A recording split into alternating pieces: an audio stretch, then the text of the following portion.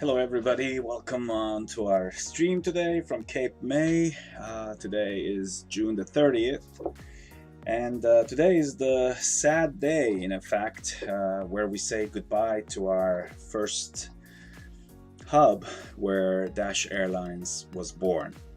It was a year ago when we started our operation from this little beautiful airport here in Cape May, New Jersey. And our first flight was with the Beechcraft 1900, and our first flight, if I'm not mistaken, was from Cape May to Washington DC. Well, today, as I said, we are looking forward to make Dash Airlines a bigger, stronger, healthier airline. And therefore, a couple of months ago, we established a new hub in Baltimore, Maryland, and a focus city in Fort Lauderdale, Florida. And because of the proximity between Cape May and Baltimore, Maryland, and the size of Cape May, it prevents us from expanding and becoming larger. And the airport is no longer serving our needs to progress. Therefore, with a sad heart, we decided to close this hub and migrate all traffic in and out to Baltimore, even though we will continue to fly to Cape May, but it's not going to be a hub, so the flights will be very restricted.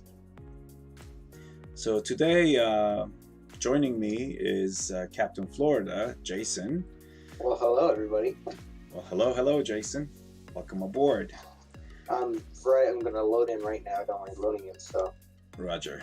Well, it's X-Plane after all. It takes forever to load. I've seen a meme, I can't remember where, but it was so funny.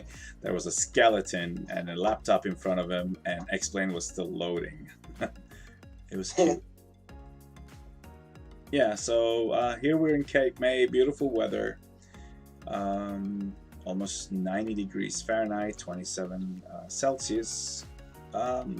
Very little winds from northeast, 3 knots. So this is good. We will be taking off from runway 10. And we'll just make a few touch and go circuits, and we'll head over to Baltimore to complete the farewell operation. Awesome. I will be in the Embraer 145, and then a buddy of mine will be in the Saab 340. Oh, that's Sam. Fantastic. That's great. So all 3 aircrafts that operated in and out of this airport will be on this showcast today, saying goodbye to Cape May. We will be back, but not as frequent. So anyways, everybody that is watching, Big Mungus, hello. Everything is ready to go. I'm gonna hop into the cockpit and start my engines.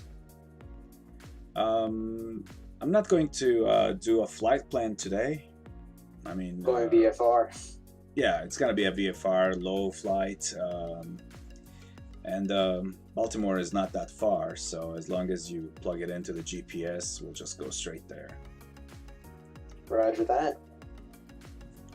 All right, so let's hop in the cockpit.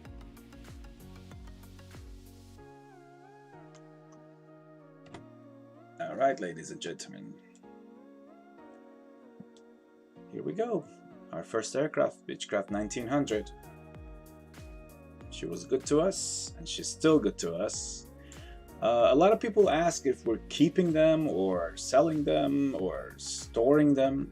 No, we're keeping them. They're perfect size for the shortest hops that we have between Baltimore and Philadelphia, Harrisburg, and whatnot.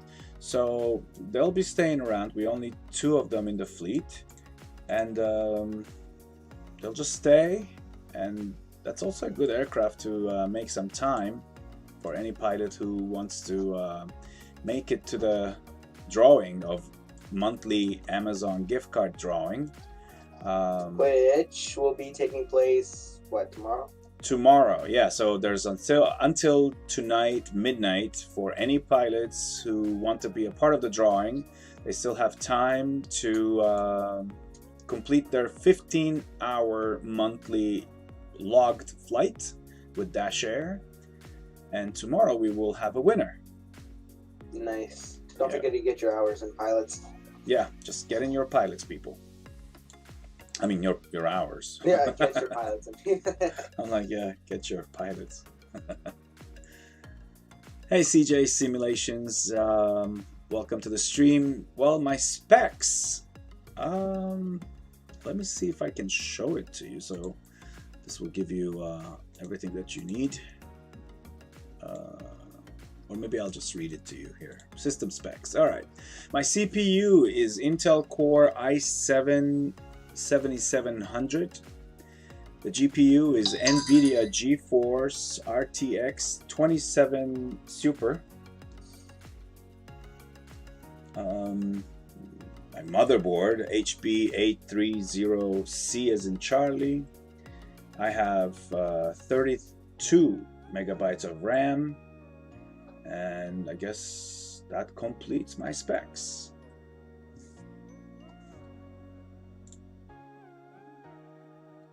In other words, one hell of a PC. It's okay. It does the job. I'm happy about it. All right, so let's start my engines.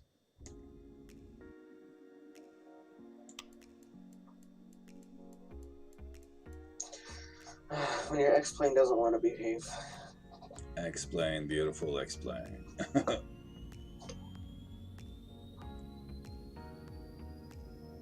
Big Mungus. Well, you know what? Every aircraft has its procedures. How did I learn how to do everything on the plane? Well, a lot of YouTube videos. There's a lot of instructions out there that teaches you like how to literally do everything. From starting your engines to successfully take off, fly, and land your aircraft. So I recommend watching YouTube videos. They're very helpful. And it works. It definitely works.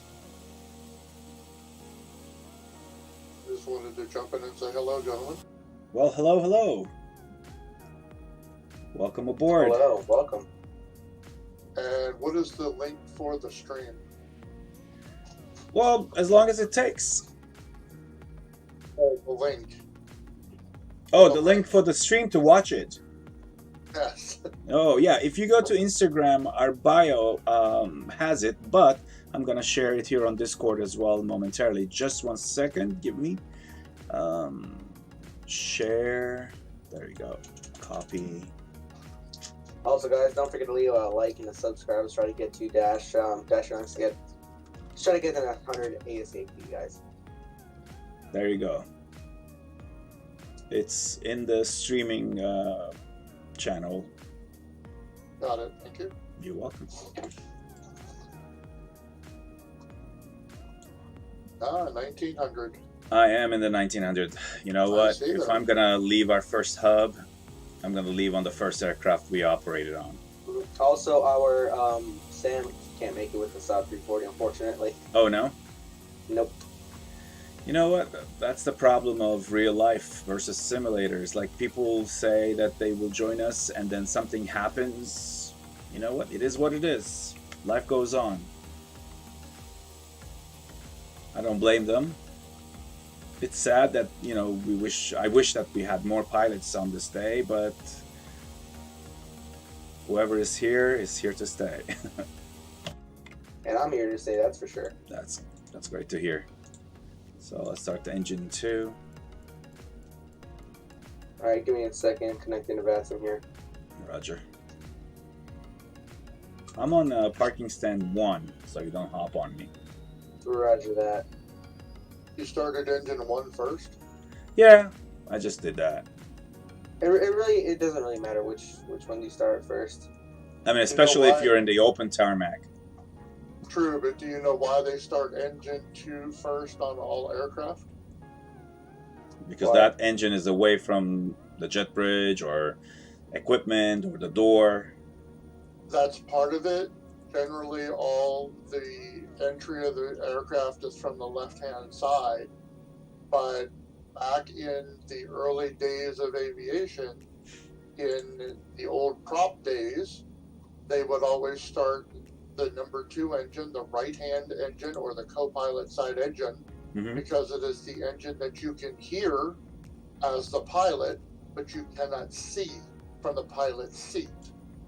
Then, That's cool to know. once it was stable, they would start the left engine or the number 1 engine, the pilot side, because that is the engine you could look out and back behind you through the left-hand window, and you could see it, but you could not hear it because the other engine was already running. Okay. A little bit of aviation trivia. That's where that comes from. I work for Amazon Air, and which I'm sure a lot of you know just from reading in Discord. Yeah, Prime Air. And we have all of our aircraft will start the number 2 engine first as we push them back out of the gate. There you go, guys. We thank you here on Discord server. He's joining us, watching the show. Country Aviator, and this little trivia.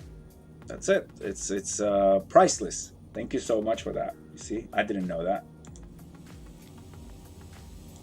Yeah, it's a very old thing from back in the prop days. The one thing you would notice if you were in, for instance, a Constellation, the Constellation, a lot of times they would start both of their right engines first.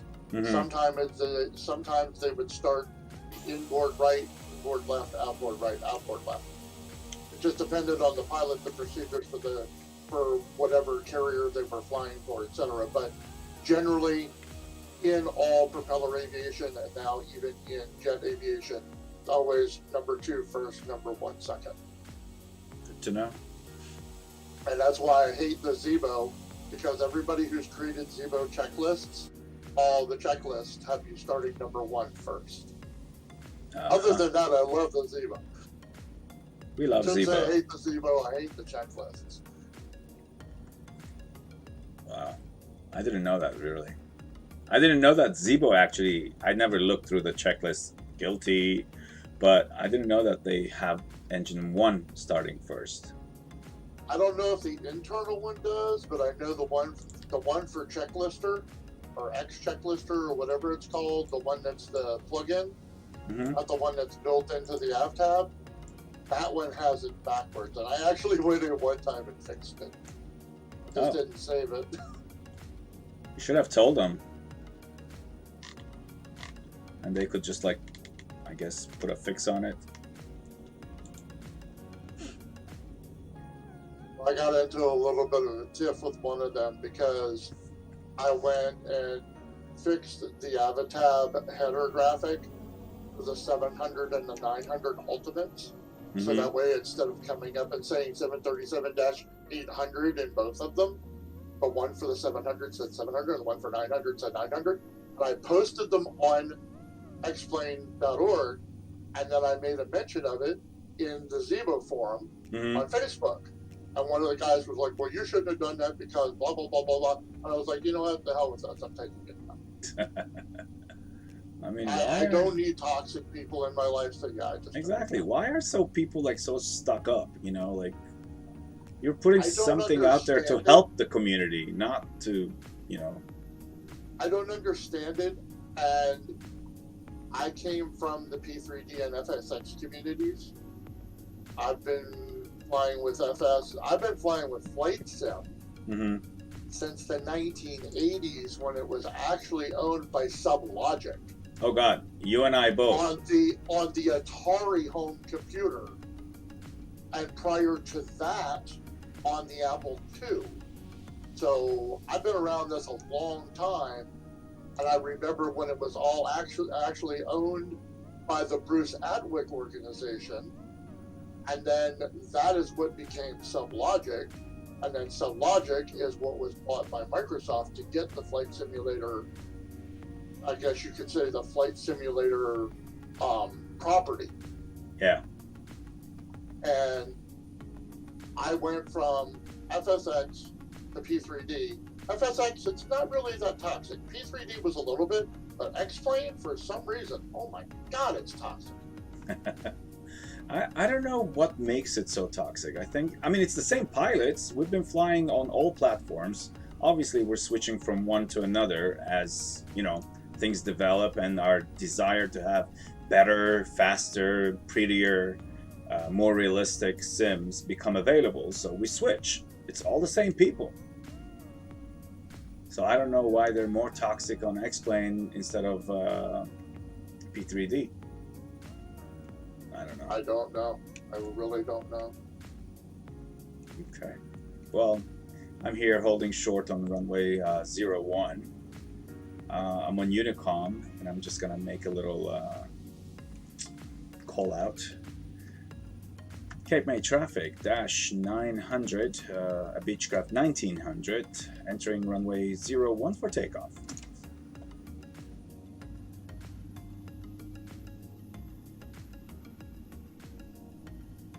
So yeah, unfortunately Jason's sim crashed, and now he's trying again.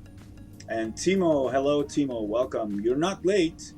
We're just gonna hang around here a little bit in Cape May, and we'll do some go-arounds before we proceed to Cape May.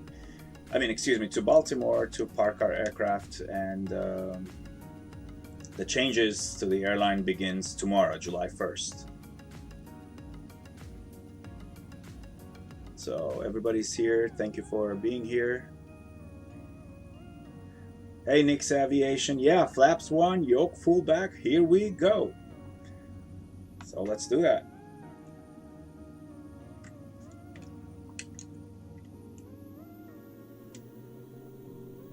And off we go. Don't judge. I may not be the best pilot in town. If you're going to judge, then I always say start your own stream, put it up, and let us judge you. I know, right? Because there's a lot of pilots out here that they know how to butter, and all they concentrate about is like butter, butter, butter. I'm like, listen, in real world, it's not a thing. No, it's not. Trust me. I work right next to a runway, and I see plenty of planes bounce. Yeah. I don't care who's flying them. I don't care what airline it is. I don't care what manufacturer it is. But I can say one thing. Spirit Airlines tends to do a lot more bounces than anybody else. I wonder why. Gee, well, they are the low-cost airline. Yeah. Apparently, they like buying tires. They spend the money on tires, I guess. Yeah. Yeah. And if you wanted to know the cost of an airplane tire, holy crap. I know. I love watching how they change the tires of a, let's say, at 320, at 330. It is spectacular to watch that. You want to watch them change them on a 767-300. That's impressive. Yeah. Anything wide body, right? I am still amazed that we have aircraft. We do the 767-200 and 300 from 2 different carriers that we wet lease. Mm-hmm. And I'm still amazed. We have a pushback truck that will literally pick the front of the plane up. And this is something that is 250,000 pounds once loaded and ready to go. Mm-hmm. And literally push it back out of the gate to the taxiway on the ramp. Wow. Still astonishes me. It's beautiful. So there's Cape May.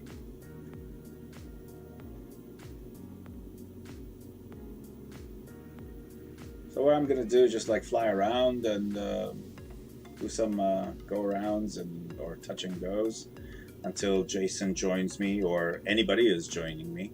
By the way, you don't have to be Dash Air pilot to join us today. I mean, grab any aircraft you like, no bigger than the E145, hop on that sim, come on to Cape May and join us for some go-arounds and fly arounds and stuff. So it's just a part of being a part of the community. So you don't have to be a Dash Airlines pilot. Just grab your aircraft, any aircraft, and come to Cape May. Kilo Whiskey Delta. So sorry for the delay, guys. No problem. Welcome back, Jason. Any aircraft, does that mean I can bring an A380? As I said, no bigger than the E145. Yeah, okay. I mean, you can try, but I'm sure you're not going to be able to land or take off. But you're more than welcome The to biggest try. airplane that successfully worked was a 75. In here? Yeah, In Cape Cape May? I know I landed the MD-80. Taking off was a bitch. I mean, I was taking off with the trees. I say, if you have nothing in it but fuel and very little of that, you could get an 80 out of there, but it wouldn't be great. There's no way in heck you'd get it like an L1011 or a DC-10 or anything bigger than a 5.7. Maybe you might be able to get a 5.7-200 out of there, but it'd have to be awfully damn light. Yeah. Yeah, for sure. So wait, are you a ground handling with Prime, or are you just or a pilot? I do ground. I work on the ramp, and I do a couple of different things. I do load verification with the load planning team on some of the aircraft, and then like yesterday we were short of drivers, so I just drove a tug all day. Oh, that's cool. It's a cool job. But I get to be around 757, 767, 200, and 300s. All the aircraft that we service or that we use are wet leased. The 200s are from ABX Air. The 300s are from Atlas Air. Yeah. The 300s, most of the 300s have the Prime Air aircraft livery on them. Mm-hmm. There are two of them that do not, that are just white liveries, that are still 300s. All of the aircraft that we fly with the wet lease are original. They're conversions from original passenger aircraft. And I know that you're buying the. I mean, I work for Americans, so I know that you're buying our 76300s for conversion. Who is? Is it Atlas that's buying them? I don't know. They're all going for Prime Air, so I don't know who buys them for you, but it's definitely going to you. It's probably Atlas, because Atlas is who we wet lease our aircraft through. Mm-hmm. We don't actually own any of our aircraft. Gotcha. ABX has our 200s. Atlas has our 300s. They're a full wet lease package, so they come with maintenance, fuel, flight crews, the whole bit. Gotcha. Nice. All we do is provide ground support and the cargo that goes on board. Awesome. I know. I go to special high school, aviation high school in Lakeland, Linder, and I heard they actually tested an MD-11 landing in my airport, and that's actually where Sun and Fun, the really big air show, takes place, and Amazon is trying to build a hub there. They've got quite a few of them. Believe it or not, we actually have like 3 hubs in the state of Illinois. Yeah, biggest is Cincinnati, obviously. Yeah, well, Cincinnati, and we have one in Chicago too, at ORD. We have one at ORD, we have one at CVG, which is Cincinnati, and we have one at KILN. Yeah, I flew into Cincinnati a few months ago, and man, it's one packed, that's for sure. Yeah, we do a lot of business. We have, just in our building is a quarter of a mile in length. Mm-hmm. Our ramp is actually longer than that, because our ramp actually encompasses 2 buildings, which is the old warehouse building and hangar and the new warehouse building. In the new warehouse building, it's a quarter of a mile long, and we have about 1,000 employees that service that facility over a 24-hour period. Yeah. We can have as many as 300 people on staff at a time. Yeah, our ramp staff is like 200. I know Prime, they're making their biggest hub in Cincinnati, and the facility, I heard it was $2.2 billion to build. Yep, it's a big one. Yeah. Man, but does it look pretty? We're DWI, which is my home field where I work. We're also we're the largest Southwest hub east of the Mississippi River, and they're actually expanding Southwest gates at our facility. Yeah. And we will soon be, it's been kind of delayed because of COVID. But once that's over and they can get things back to normal, we will be the only maintenance hub east of the Mississippi. Because the next closest one is Love Field in Dallas. Yeah. That's cool. Yeah, actually, my dad, he flew to Baltimore yesterday. No, flew back from Baltimore with Southwest, and I actually did a flight yesterday from Tampa to Baltimore in Prime 76. Oh, cool. Yeah. Yeah, no, Prime is pretty cool. I like delivery and everything like that. Yeah, I can't say on stream because there could be kids listening. Yeah. But I could tell you what one of the pilots from APX called the Prime Livery. Oh. That's fine. When I two of the security detail, they brought two pilots out one evening, and I asked the pilot, because I was standing near that area, and the guy said, "Can you walk them down to their plane?" I was like, "Sure." So I asked the pilot, I said, "Are you going to an ABX or a Prime Air?" Because we had both sitting on the ramp, because we service 7 aircraft a night. And what he said to me, I almost fell over laughing. It was so funny. I can't say it on stream, but it was hilarious. Oh. All right. I'll tell you guys off stream sometime. That's fine. Okay. That's fine. I have to tell you one of the guys told me that an ABX pilot told me about Atlas pilots also. All right. Fun stories. Now we have 5 aircraft that come in through the course of my shift, which is an afternoon into evening, and we turn those aircraft, and all of those aircraft are turned within a 6-hour period. And then we have 2 more aircraft that come in late shift that all we do is unload them, and then the overnight shift reloads them and sends them back up. So we service 7 aircraft a night from the facility I'm in. Jesus. Wow. And we do it in a 10-hour shift. How many of you? Aircraft. On the ramp, there's supposed to be a crew of about 150 to 200. Wow. And that's including all of the tug drivers and Loaders. And just people handling ground, just different ground procedures, as well as people up on the caster deck doing freight transfer from the warehouse to the ground and from the ground to the warehouse. We actually were very short-staffed last night, and I drove a tug, as I said, most of the night or all of the night. We had one aircraft that for 3/4 of the unload of that aircraft, I was actually the only person that was driving a tug for it. So I had loaded most of the plane with one tug with 2 dollies. And thankfully it was only a 200. So I only had to worry about 22 containers. Holy because it's 11 on the lower deck and 4 or 5. 19 on the upper deck, something like that. Oh, you don't use the what is it called? LC whatever? We use DQF containers on the lower decks.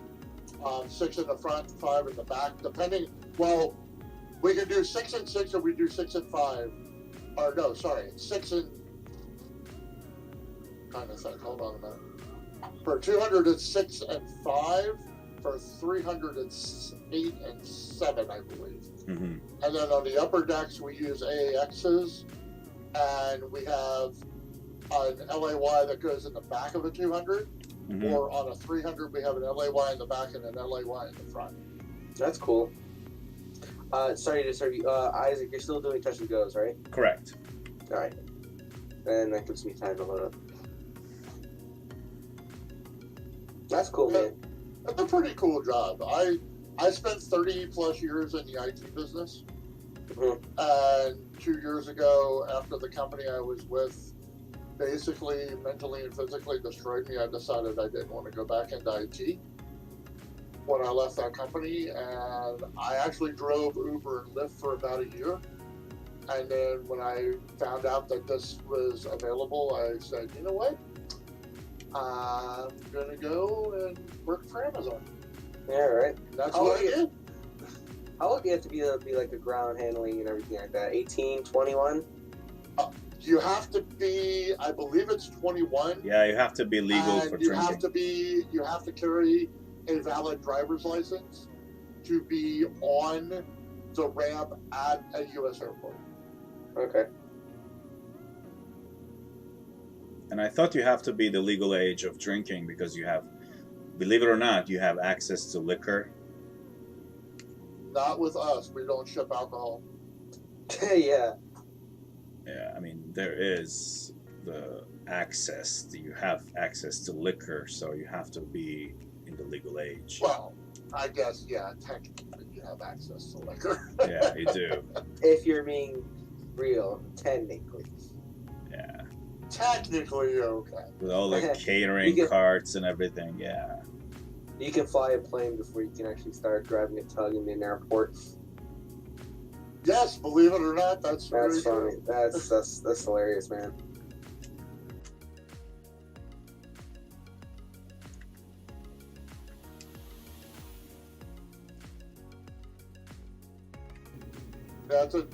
It's an interesting job, and it's a very drastic departure from working in the IT field. Yeah. Oh yeah, more of course. hands-on, right? It's a lot more I dynamic. mean, totally different type of work. Much more physical. I mean, the last 4 days here in Baltimore, we have had temperatures in the high 90s and heat indexes close to 100. And you are literally out on concrete that's just baking in the sun. Mm-hmm. And people don't realize how much different the concrete is on an aviation ramp. The concrete that those aircraft are sitting on is no less than 1 foot thick. It's extremely dense, has tons of rebar in it. And I had one of the guys ask me, he's like, man, my feet really hurt after work. And I said, it's because the concrete you're walking on is unlike any other concrete you ever walked on. I said, all the other concrete you walk on is a sidewalk. He goes, yeah, what's this different about this? So I explained it to him. I said, when we have 5 aircraft sitting on this ramp, if we don't count a spare, because we usually have a spare sitting there, that's 1.25 billion pounds once they're loaded. Yeah. And everybody, when you say that, they kind of look at you like a deer in the headlights. It really is that heavy. Wow. One of those planes, fully loaded with fuel, ready to go, pushes back at about 250,000 pounds. Whew. Jesus. It's mind-boggling. That's cool. It's absolutely mind-boggling. You know, it's one thing I actually always, I don't know.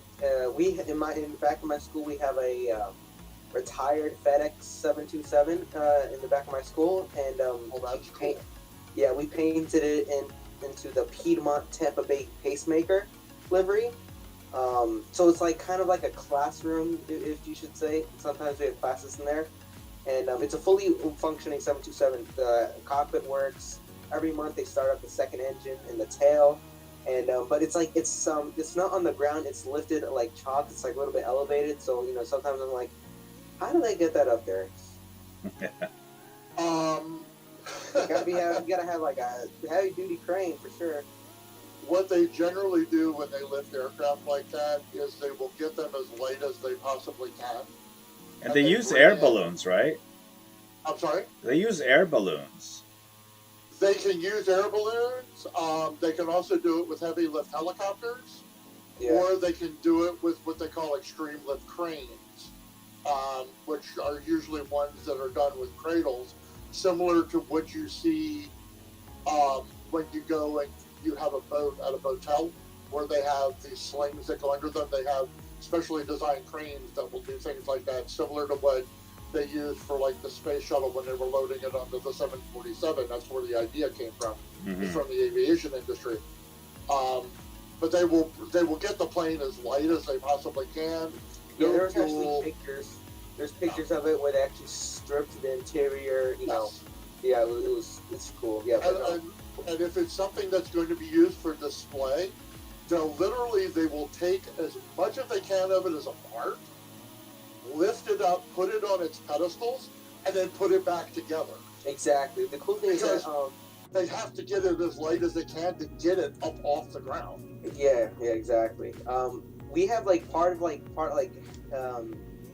is like we have the original seats from when it was built. I think it serviced before it was turned into a freighter. And I think it was maybe TWA or something like that. But yeah, it has the windows, everything, and then they stripped the interior, and you can see like the bottom of the floor, the cargo bay, everything. It's so cool. And it's sitting where, in the backyard of your school? Yeah, pretty much. Oh, that's awesome. And it works still, huh? Yeah, it still works. Every month they turn on the number 2 engine, put the flaps down. That's very cool. Yeah. If you ever get a chance, and for anybody who's listening to the stream, if you ever get a chance to visit the Washington, D.C. area, obviously downtown in D.C. on the National Mall is the National Air and Space Museum and the Smithsonian. It's gorgeous. But also out at Dulles Airport is the Udvar-Hazy building. The Udvar-Hazy building houses all the additional aircraft that they don't have room for in the Smithsonian downtown. Several of the things they have the Enola Gay, the original Enola Gay, sitting on the floor, and it is literally put together. They have the final Concorde that flew from, I believe it was France, or it might have been England. No, it was England. It landed at Dulles Airport. They have the SR-71, which was the final flight across country that broke the transcontinental record, and that record still stands today. And they originally had the Space Shuttle Enterprise, which was the drop test version that was done for the back of the 747s in the 70s. Now they actually have, I believe it's Discovery, and it's sitting on the floor. Well, sitting on the floor, it's actually sitting on little pedestals. And if you look at it closely, you'll notice the wheels are not sitting on the ground. But if you look at it at a distance, it looks like it's sitting on its wheels. It's actually not. They're actually about 2 feet off the floor. Yeah, same thing with our 727. It looks like it's on its wheels, but it's really not. And when they did that, they actually did, I think they did it with airbags to lift it up, because they took, obviously it doesn't have all of the internal engine workings in it. It still has the engine bells on the back, but all of the tubing and anything that had any kind of chemicals or fuel or anything was removed. And then there's one, I believe it's in Seattle, that I've seen that one. Is mounted at a 45-degree angle, elevated off the floor, and you can walk by it and look into the cargo bay, because the cargo bay doors are open. Yeah. And that's an impressive display. In Seattle, they also have the Concorde, and actually they let you go inside. Now, they don't allow you in the one at Dulles. Yeah. Yeah, there's the Seattle one, they let you in. That would be so cool. The windows are so small, it's ridiculous. It's as small as a... It's as small as a 9-inch, maybe tablet or something. It's ridiculous, like so small. And so tight, like it's tighter than any bus you've been on. Yeah, that's an extremely tight aircraft. Yeah, but they paid $10,000 per each direction to fly on it across the Atlantic. Yeah. Dash Airlines, 5 taxi remain 10. At the end of its lifetime, it was extremely expensive. Yeah. Yeah, I heard Emirates, they're trying to bring them back. Nah. They said if they would bring it back, it would cost $10 million per aircraft to restore.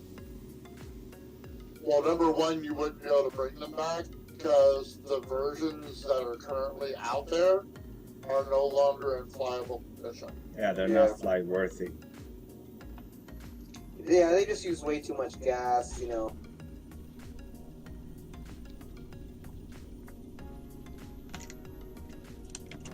But it was fun, well, when they were alive. Yeah. Everybody looks at it and says, well, it was the crash at Paris. It was the crash in France. It wasn't the Concorde's fault. Nope. No, that was not Concorde's fault. It was the Continental It was DC-10. Continental. Yeah. Continental lost a piece of equipment. It was from their DC-10. It was Continental's fault because it was a shrapnel or something from the engine of a DC-10 that maintenance falsely or did not correctly put back together. Yeah, what happened was that came off, ended up on the runway, and got hit by the tire and got projected up into the wing, which pierced the wing. Yeah. Which pierced the fuel bladder inside the wing. And then the hydraulics. And that's what caused the final destruction. But everybody says, well, it was the crash that killed it. It was actually on its way out before the crash. Yeah, because it was very expensive. It's not sustainable. No. And British Airbus, who, when the original Concorde was built, it was built by BAE. Yeah.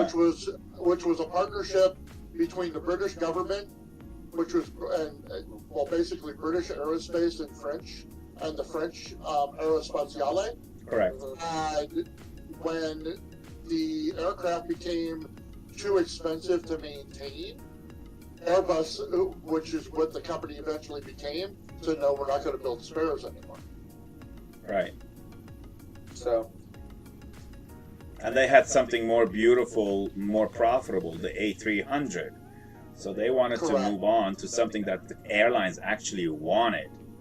The A300 was the start of Airbus, and it was such a big success.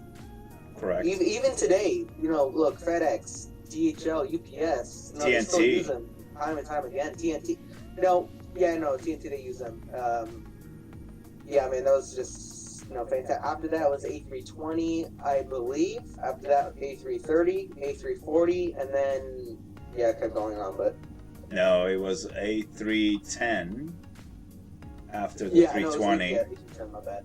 Yeah, the A310 was the original start of the lineage of what they call the baby bus series. Right. So the 310, the 320, the 319, and I think the 318 after that. It was weird because they didn't go in order. Yeah. And now they have the 321 and the 321 Neo, which are the new incarnations of the baby buses. Yeah, but the A321 was to compete with the 75s. Yes, that's the original reason for the aircraft. Dash 295, taking up on 01. Yep, I have you. I'm right behind you. Oh, yeah, you are. There you are. Yeah. And I'll just hold so short. So still touch and goes? Yeah, we'll do one more. Alright, I'll do maybe two, a little bit faster, but... Yeah, you're a lot faster than I am. Yeah. The schedule for the 75 is coming out tomorrow, right? Correct. Everything coming in tonight at midnight East Coast time. Great. So I think I'll be going to Manchester then tomorrow. Maybe. Ooh. Hopefully. Or Thursday. Or Thursday. Do that Manchester long haul. We have Manchester, we have London Paris? Gatwick. We have no, we don't have Paris. Portugal. Portugal, Lisbon, yes, and Dublin. Yeah. Why don't you have Paris? We don't have enough aircraft. Oh, Once we get more. Yeah, once we get more, we'll go. Because I tested every single route with both of the versions. With the 7.5, we couldn't even make it to Germany. Which I'm It's kind of pushing bummed it. about, but It's pushing it. You know. no, you can make it to Germany with that, I think.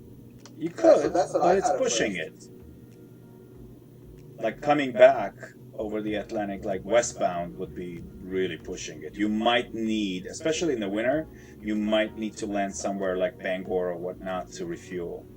Yeah, you'd have to land either Bangor or Reykjavik, Iceland.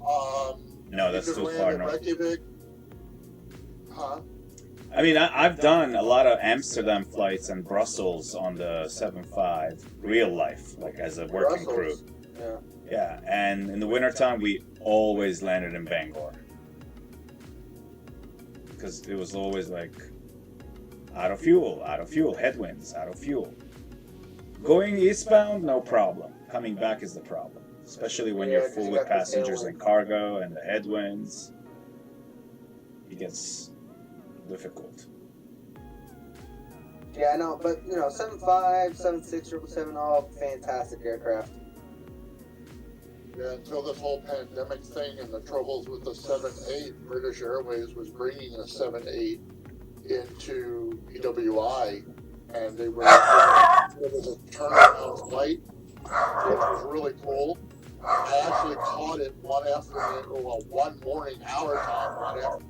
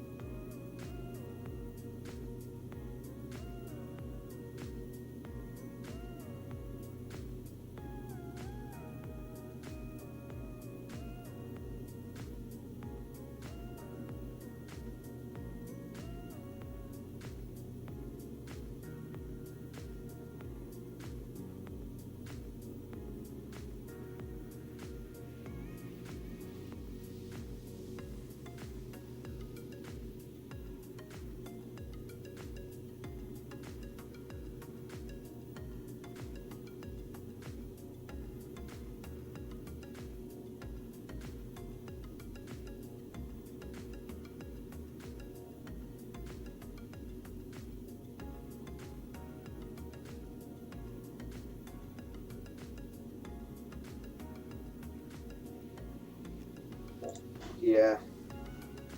I've been on many 7.6, 7.5s.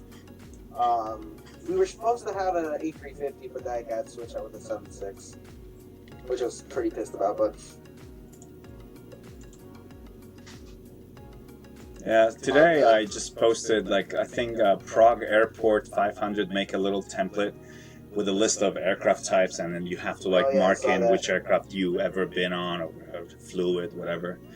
I mean, the aircraft types that I flew on is not even on the list, like, beyond that list. Like the yeah, Dash my dad, 7. he flew on Tupolev. Actually, funny story. He was, I think, Russia to Germany. He was the only passenger on that Tupolev, so it was pretty funny. Yeah. That's pretty wild. He was the only passenger. Only passenger. So it was like, ladies, sir, or like my dad's last name, welcome aboard. You gotta choose any seat in the whole plane, man. That's almost like years ago, back in '78, when we moved back from Guantanamo Bay. My father was in the military. We flew from Guantanamo to Norfolk, Virginia, and then from Norfolk, Virginia to BWI. And we flew, I think it was TWA? Oh, TWA, man, never had the chance.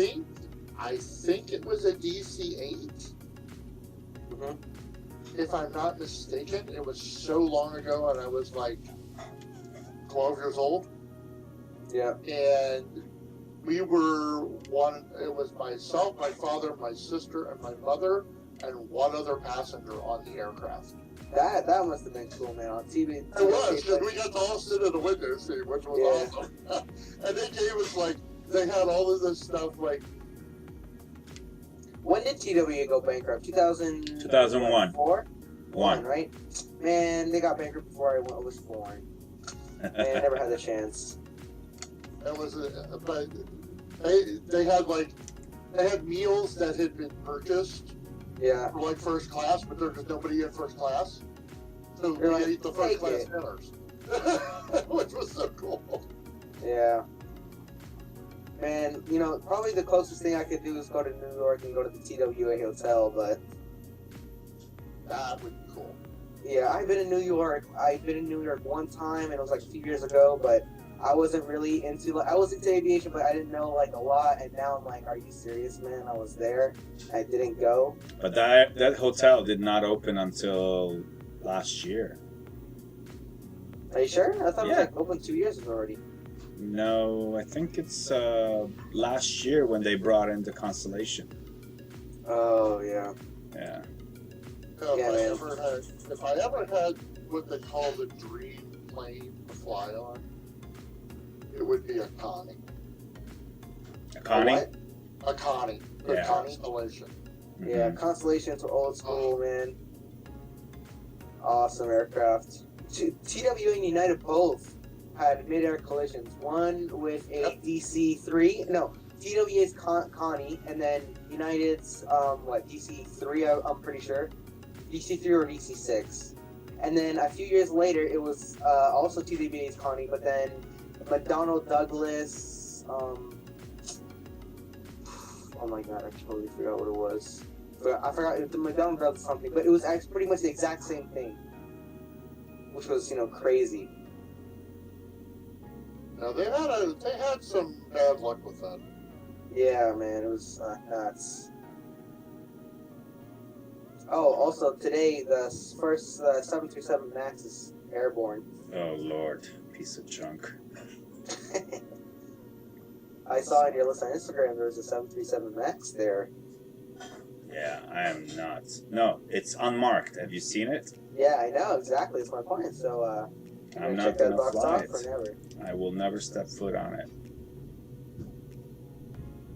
At least for 2 years or Until the so. problem's fixed, first off, and second off, that was Boeing's fault. Not telling pilots that the system was on board. It was Boeing. Boeing made a series of really bad mistakes with that aircraft. It was to compete with the 320 Neo. Yes, Yeah. that's exactly what it was. But who was the? You have to. A lot of people that, and I know you guys probably know this, especially Isaac because he's in the industry. Yeah. When they built the 900, basically the 900 is the same. The 737 from its incarnation all the way through the MAX. So 100 through 900, 7 MAX, 8 MAX, 9 MAX is all basically the same airplane. Yeah, Correct. exactly. Just a stretched out version. All they did was lengthen the fuselage.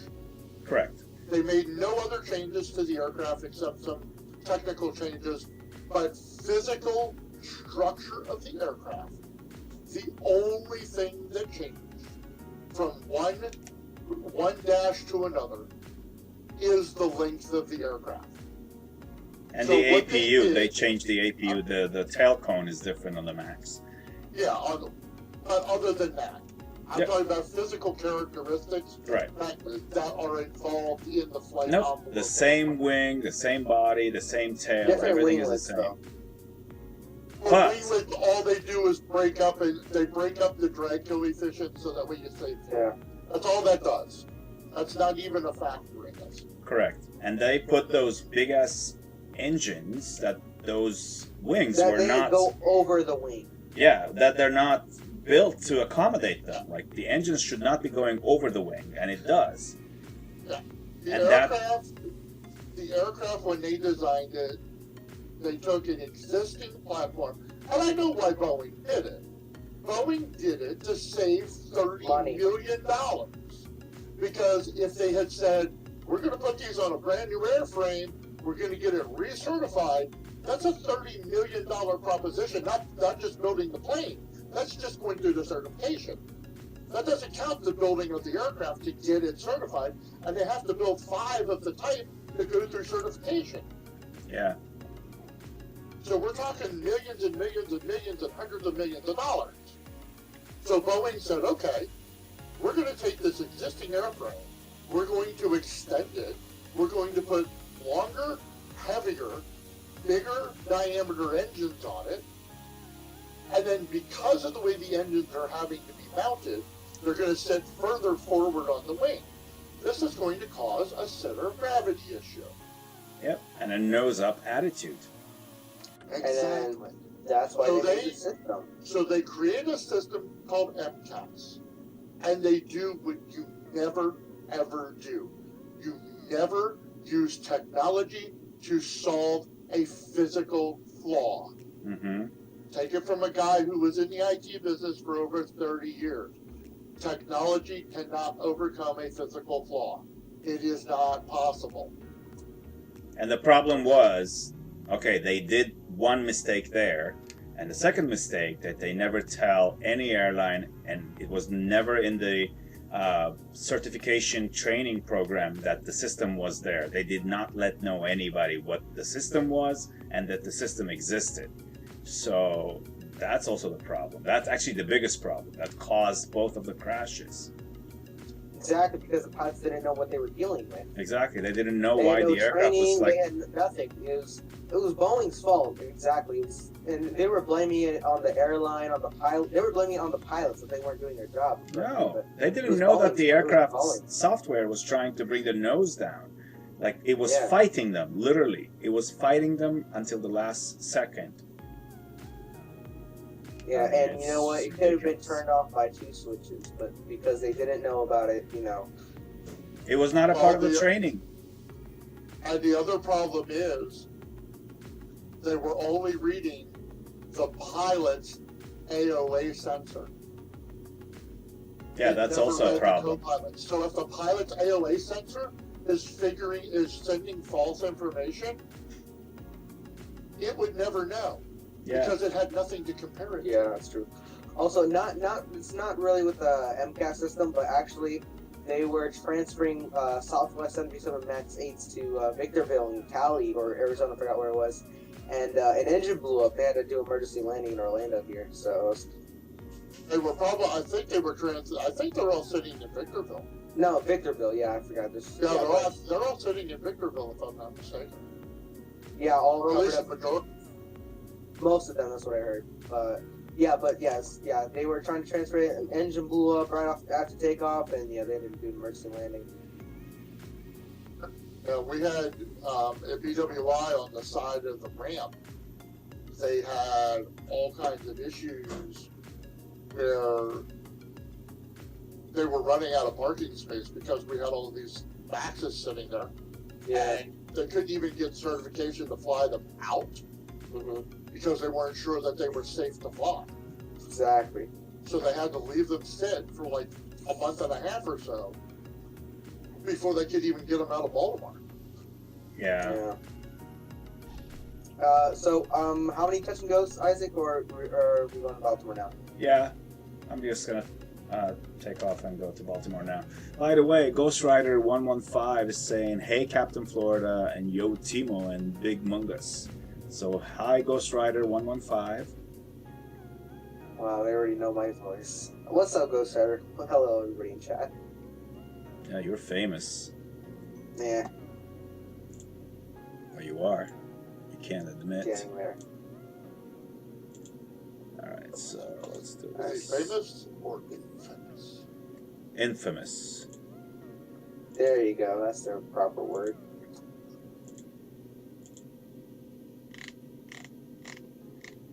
Alright, just to give me some guidance here. Meanwhile, I'm kind of losing. Right. Autopilot engaged. Going off heading mode. Oh, come on. It's less than 100 nautical mile flight. You're gonna fly it with autopilot. Nah, I think I'll just good point. Good I'll point. take it on you. Fly it on autopilot. I don't care how expensive. Trust me, if I was doing it, I'd put it on autopilot now. There we go. So now we're tracking to Baltimore. Looks like 290 or so. I'm gonna go straight. 3,000 feet, I should say. I don't want to deal with. We're racing, me and you, right neck and neck. Where are you? I'm off to your left-hand side somewhere. What's your altitude? Passing 2,000 right now. Well, I don't see you.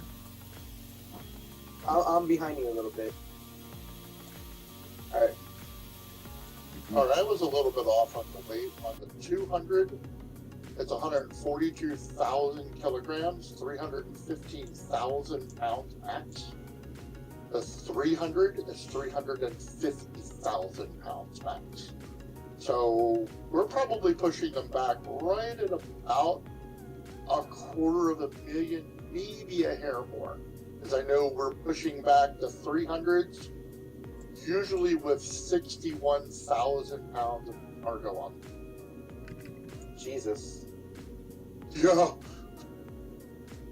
Well, you figure I moved one LAY last night that was just over 1.5 tons.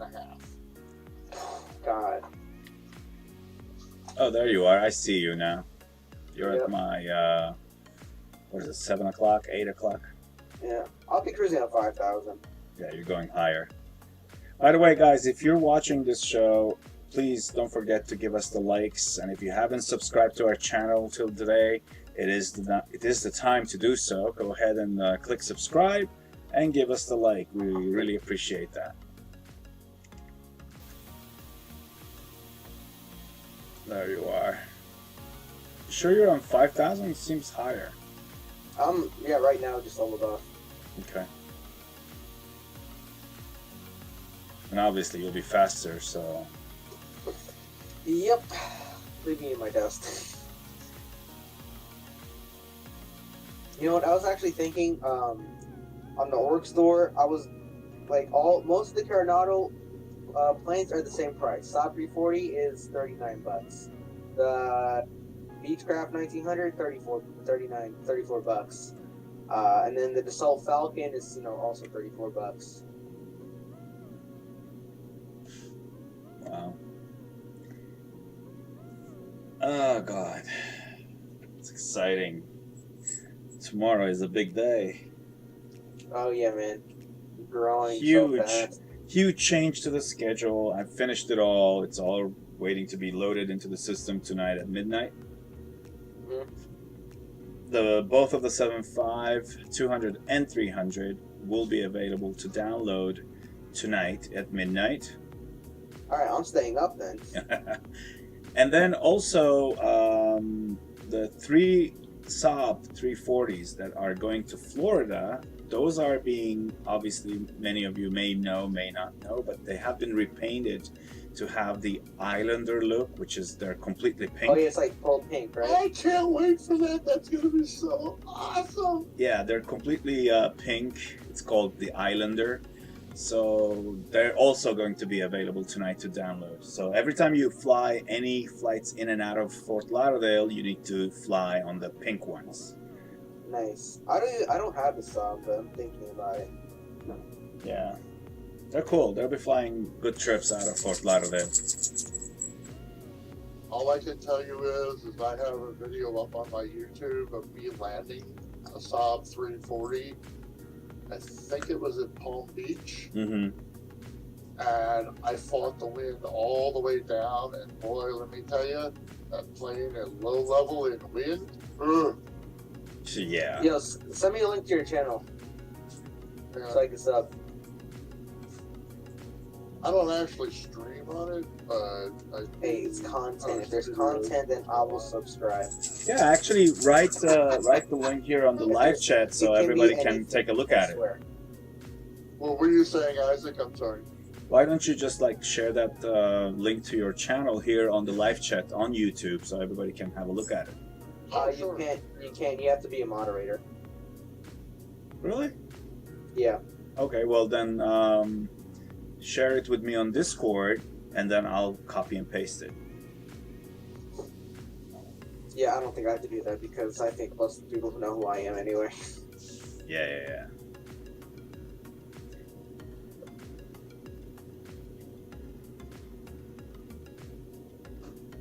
Ooh, nice guys. One more subscriber till 40. I think we can make it. Come on. We need those subs. Subs Alright, is give me a everything. second. Let me shout you out to my Discord.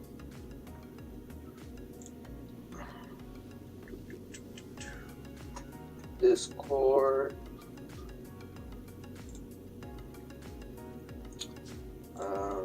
Promo section. I just sent you the link, Isaac. Roger. Come and help us get Dash to 50 subs by the end of the stream. I am Copy link. I am flying with him to Baltimore. All right, guys, check this link. I just shared it.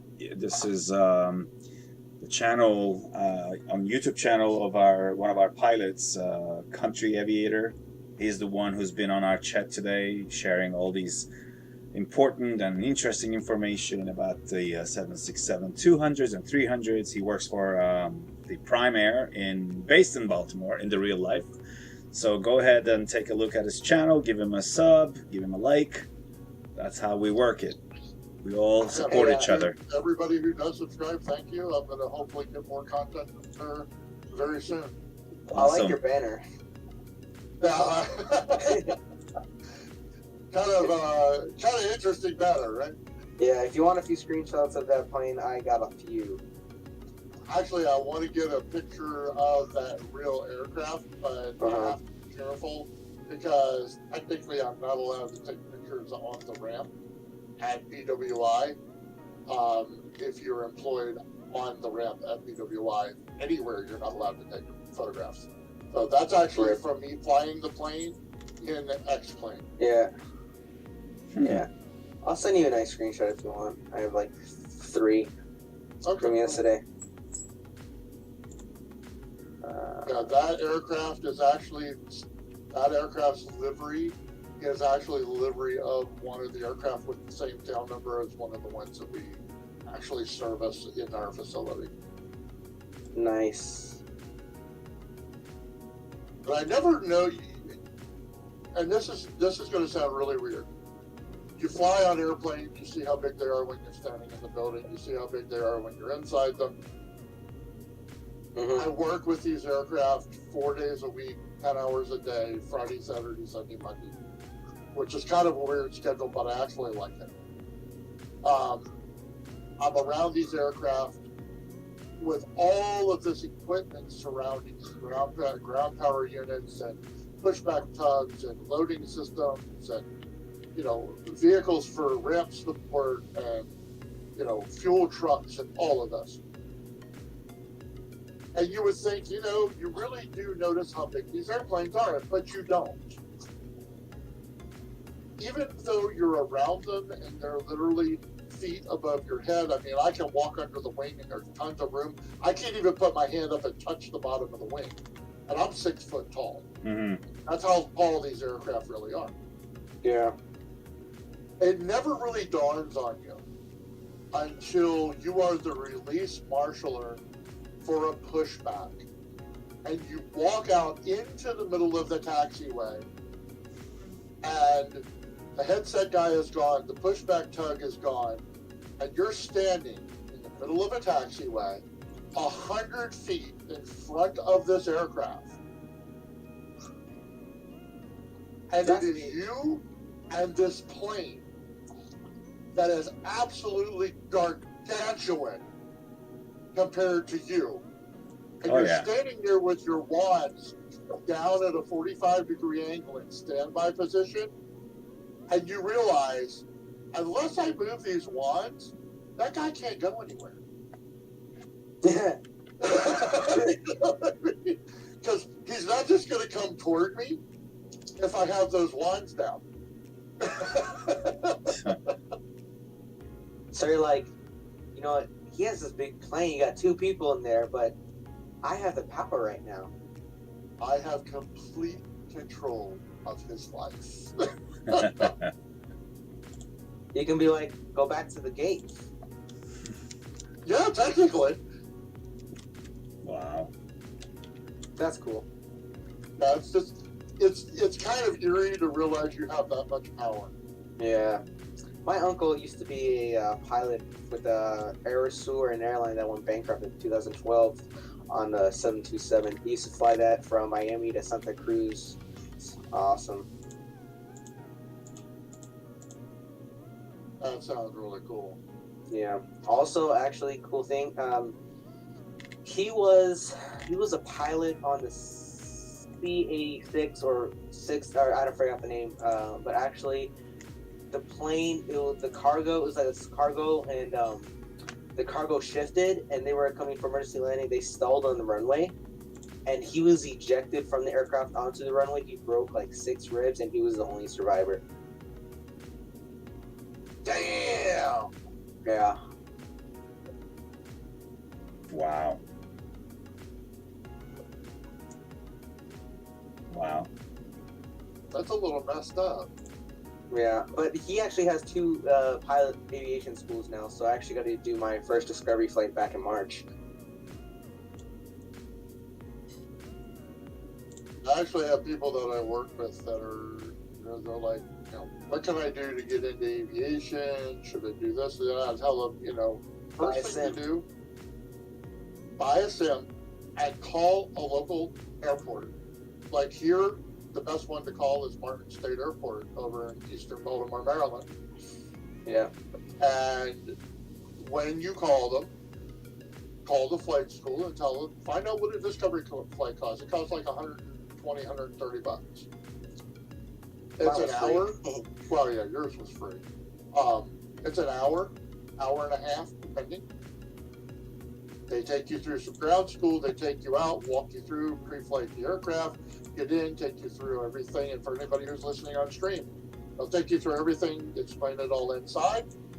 They'll taxi the aircraft out, get the aircraft up in the air, about 3,000 feet in the air, and they will trim the plane and turn it over to you and let you fly it. And everybody that I tell that to, they're like, really? I don't know how to fly a plane. That's why the other guy's there, because you don't know how to fly an airplane. Mm-hmm. That's to get you the experience. But here's what will happen, and I actually used to tell this. I had people that I would drive when I was with Uber, driving for Uber and Lyft. And they were like, one lady, I picked her up at her house, took her to the airport, she picked up her husband and drove back. And she was like, I'm deathly afraid to fly. I said, best thing you can do, have your husband call Martin Airport, go take a discovery flight with one of the flight schools. You'll either love it or hate it. Yeah. There's no in between, but most people who go on it love it. And it won't cost that much. And they'll even let you fly the airplane. She goes, oh, I don't think I can ever fly an airplane. I said, I guarantee you could.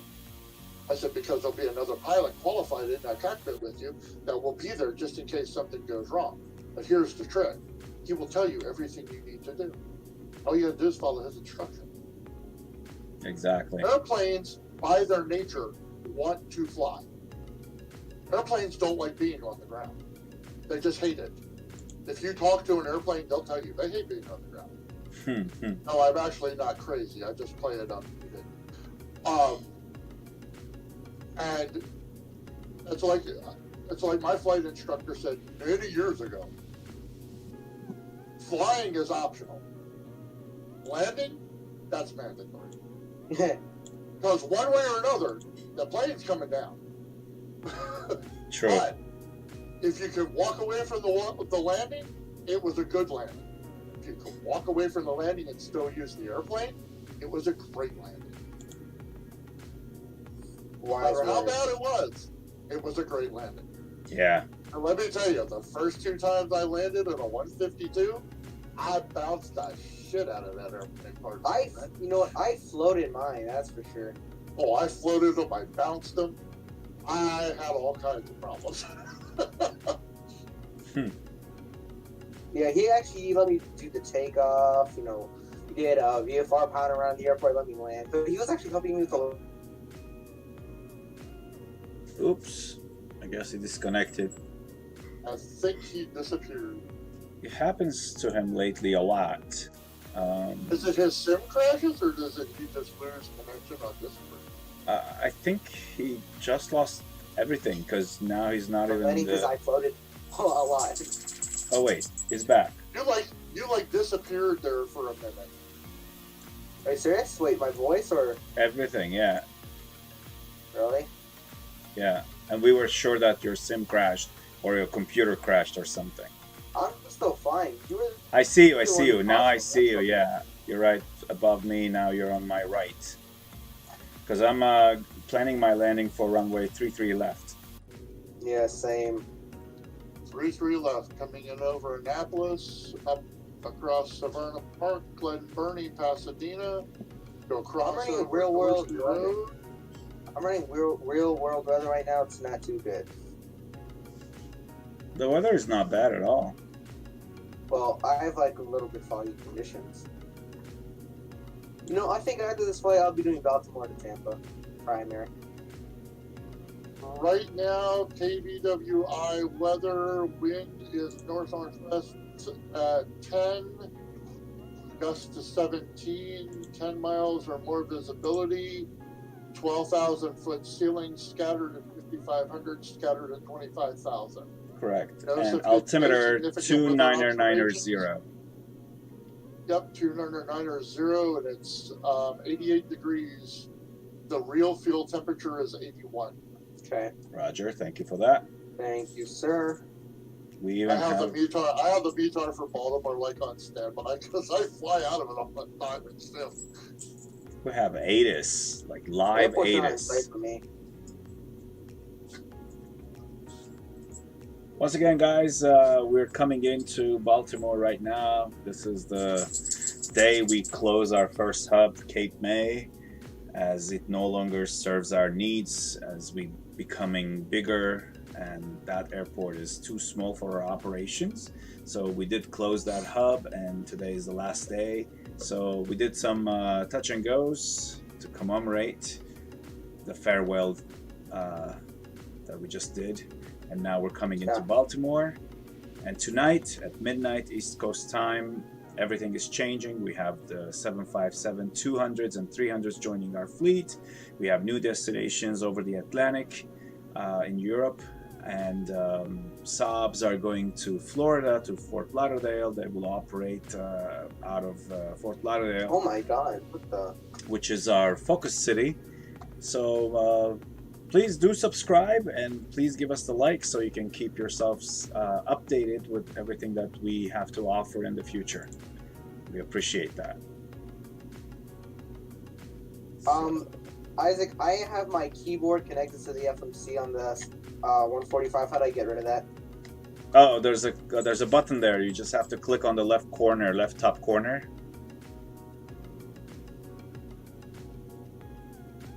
Oh, there you go. Thanks. Yep. I have a Delta Airlines. I don't know. Delta 981 on top of me. Oh my God. What?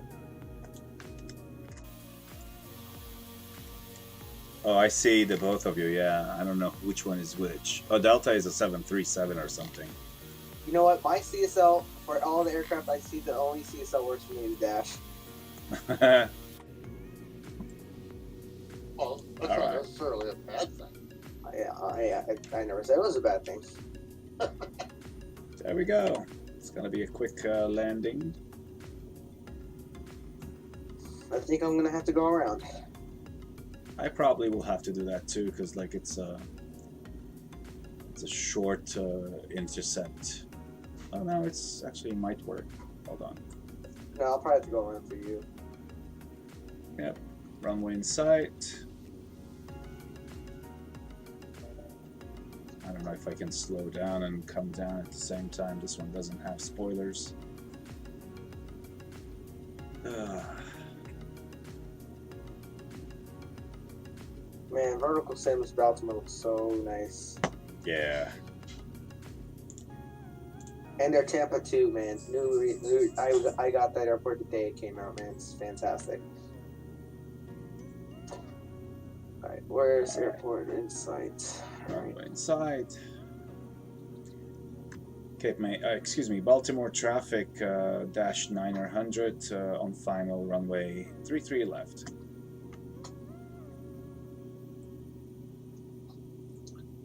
Baltimore traffic, Dash 295 on final turn 4, 33 left. Baltimore traffic. Now, the only thing there's a couple of things that are missing and that have changed since that scenery Released? design was done. I think they based it on the 2017 configuration in the airport. Mm-hmm. So the building that I am in actually doesn't exist in the scenery. Oh, really? Yeah, I'm actually going to add it, and then I'm going to release it on the org as an add-on to that scenery. Cool. I'm going to fix the building that's there, which is building G, and then I'll change and add building H, which is our warehouse. Hopefully, The road that Isaac is crossing over right there is Maryland Route 100, and the one that's just on the other side of the candelabra, right at the end of the runway, is 33 left. Mm-hmm. I mean, Dorsey Road. I hope Vertical Sim's not going to yell at you for that. I'm adding an airport. Adding a building. It just so happens it'll fit right onto their Yeah, right. stuff. I mean, I'm not going to release their stuff. I'm just adding a building.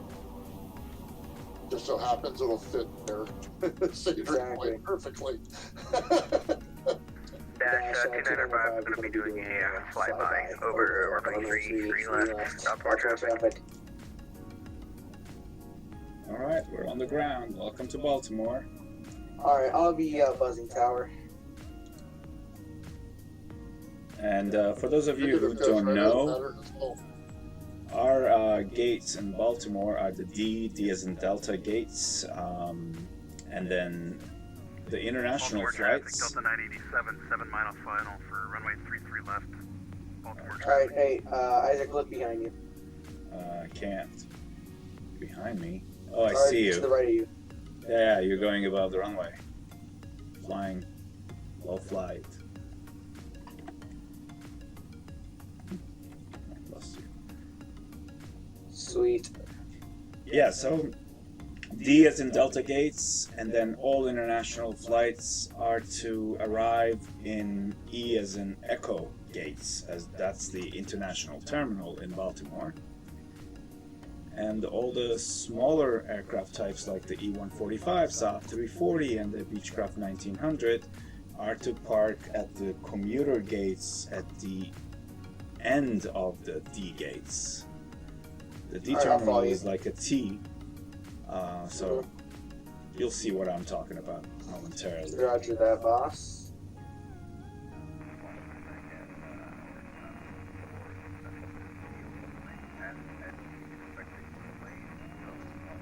So it's Is someone talking on frequency? Because I can't hear him at all. Yeah, I think it's a little too far.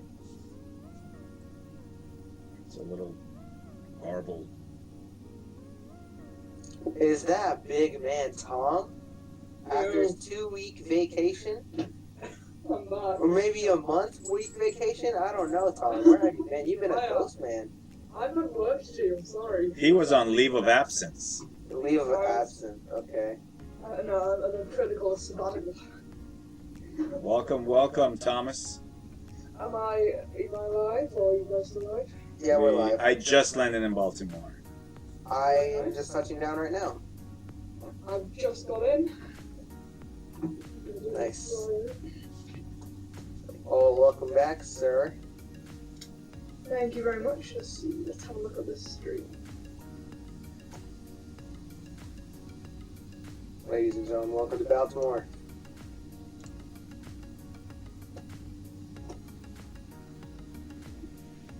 Air Canada CRJ 200 is ahead of us.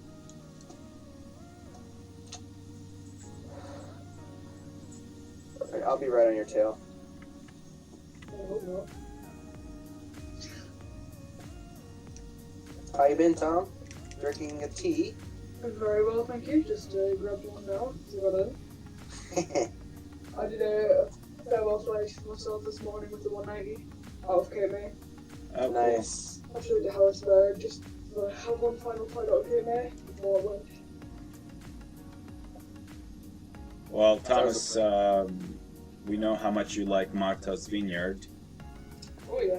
so those flights are still here to stay. So you're not gonna Oh, He miss has it. an addiction. He has an addiction with that airport. I flew out there this morning actually, but in the start, but it crashed. So because it was on Vulcan, so I just gave up on Vulcan instead. Went back on the OpenGL and just flew from KMA to Harrisburg. I love Harrisburg. It's a lovely little airport. I know, it's great. Like Right on the right there river. by the river. Yeah, it's perfect. So how was the flight over, guys? Was that alright?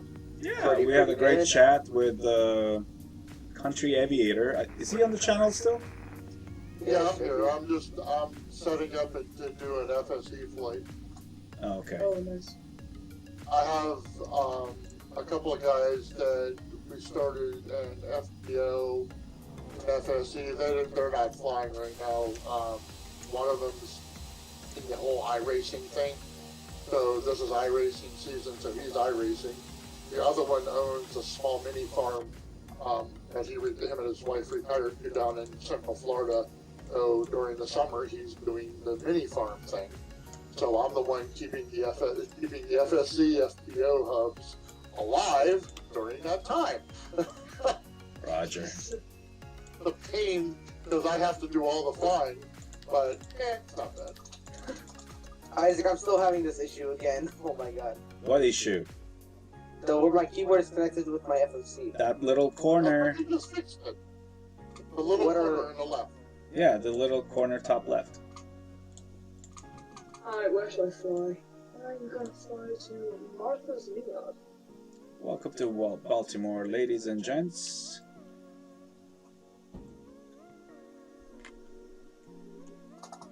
Oh my god. Okay, I'm gonna share my screen. There we go.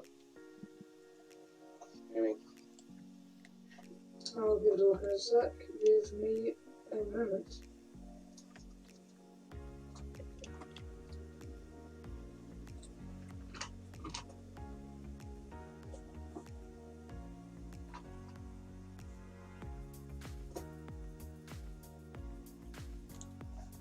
Oh wait, Isaac, I'm loading in, you know, the not GA, sorry, the light stand that we have. The what? Which one? The light aircraft stands, Dash, you know the ones at the end, the regional stand, sorry. Yeah, that's Yeah, where I which one are you on? parked. 'Cause I'm loading in the 145. Which one I'm am I loading the in? end one, the far left one. Okay, then Jason is just pulling in front of me, so Yeah, I'm watching a stream. Oh yeah, I'll be on the end of you guys in my 145. okay. I'm gonna head over to Vineyard. Actually, never mind, that has something else. I'm heading to Tampa after this. Oh, nice. What is your sim doing, Jason? What's that meant to be doing? What do you mean? Oh, I think it's just a stream. It's just a stream, right? It's like, jittery. okay, you see this, Tom, where it's my keyboard? Oh god, that looks awful, yeah.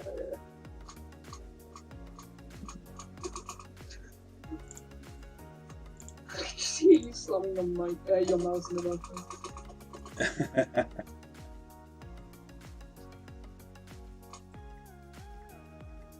Alright, never mind on that one, boys. Then I'll just disconnect and I will load in a 7.6. Ooh. Damn, you have a big hanger. Dude, yeah, look at my hanger, man. That's what she said. Thanks, Isaac. Yeah, I I got was it. waiting for somebody to say it because I knew it was coming. What's in the GA section? That's what I'm interested in. Well, I said I it. don't have a lot. I Okay. don't have a lot of GA. I'm What's the- into like. Yeah, what's the Columbia 400? I've never heard of that. That's the default. This is default. I don't have that default. Anyways, ladies and gentlemen, thank you for joining us for the stream today. Please don't forget to subscribe, give us the likes. Today is the last day we operated Cape May as one of our hubs. From now on, actually from tonight and on, Baltimore is our main hub and Fort Lauderdale is our focus city. A lot of changes are coming our way tonight, so join us if you haven't already did so. So please go to dashairvirtual.com, join us, and become a part of our family. But until then, thank you for watching, thank you for being here, and we'll see you soon. Thanks for everything. Bye-bye. Adios. Oh well. Done. Alright, let's log on to Okay, that. now.